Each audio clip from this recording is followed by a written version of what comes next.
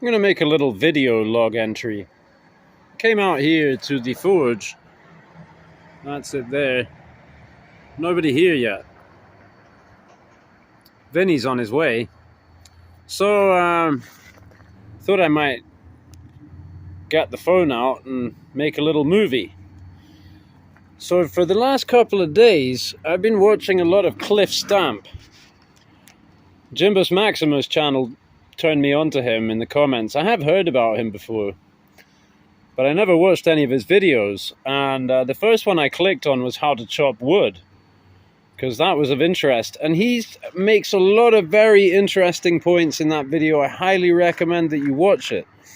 So one of the things that I figured out, and it's really fun for me to hear him speaking about stuff that I figured out for myself, you know, because I didn't find the channel until now. So that's kind of nice. It's a good thing maybe about coming to it so late.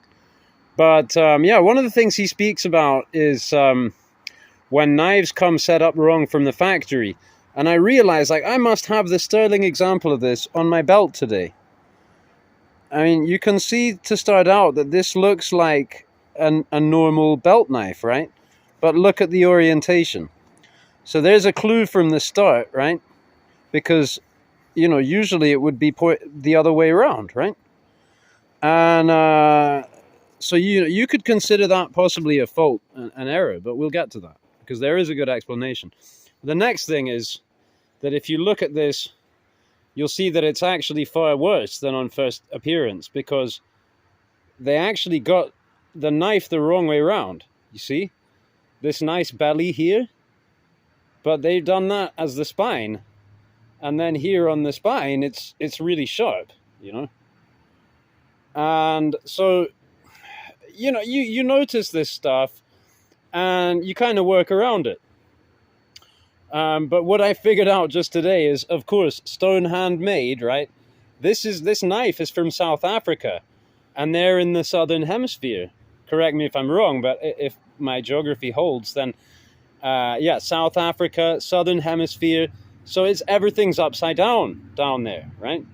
So it's not actually so much a problem with the knife. It's one of these caveat emptor situations where, you know. But me, I'm really, you know, I'm obviously obsessed with knives and blades and stuff, but I'm still at the beginning of my journey. I'm still figuring a lot of stuff out.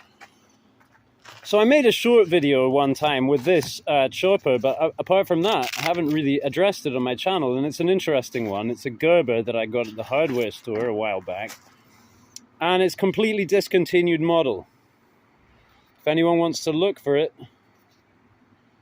there you go, 4661216B. I can't find out anything about it. They have some similar models you can see that have like the same handle. And so it's some kind of carbon steel, but I can't tell you now, is it 1075, 1080, 1090, whatever, right? But it's one of those carbon steels, and I never really got too into using this thing because it's so heavy, and the handle's no good. It's very skinny, and it's got this rubbery, it's a horrible handle. I'm sure it's good for shock absorption, but apart from that, I don't like it at all. And so I was thinking about, you know, maybe I should just grind this down into something else. And I don't think I should really grind it down into something else. I think I should just convex it out. You know, whereby I'll make it better performing and lighter and all kinds of stuff. And then look into getting a good handle on it.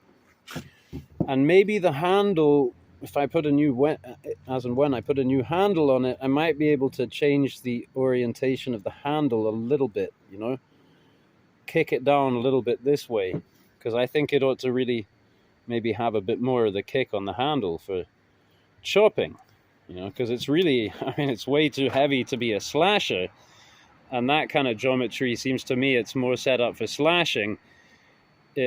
For chopping, you'd want it to have a little bit more of a forward inclination there, maybe, ideally.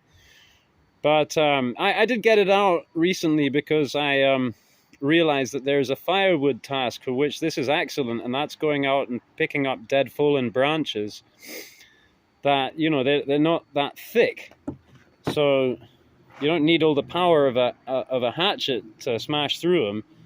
you just pick them up and bang, bang, bang. Something like this works pretty well, I think. And you know, the fact that it's got so much longer a cutting edge just means more edge with which to hit the thing. So you know, that makes it easy, right? My reasoning on that. And hey, I got a job sharpening some chisels, so that's one of the reasons I'm here now, is to drop these off again. Just take a look at my handiwork. First professional sharpening job.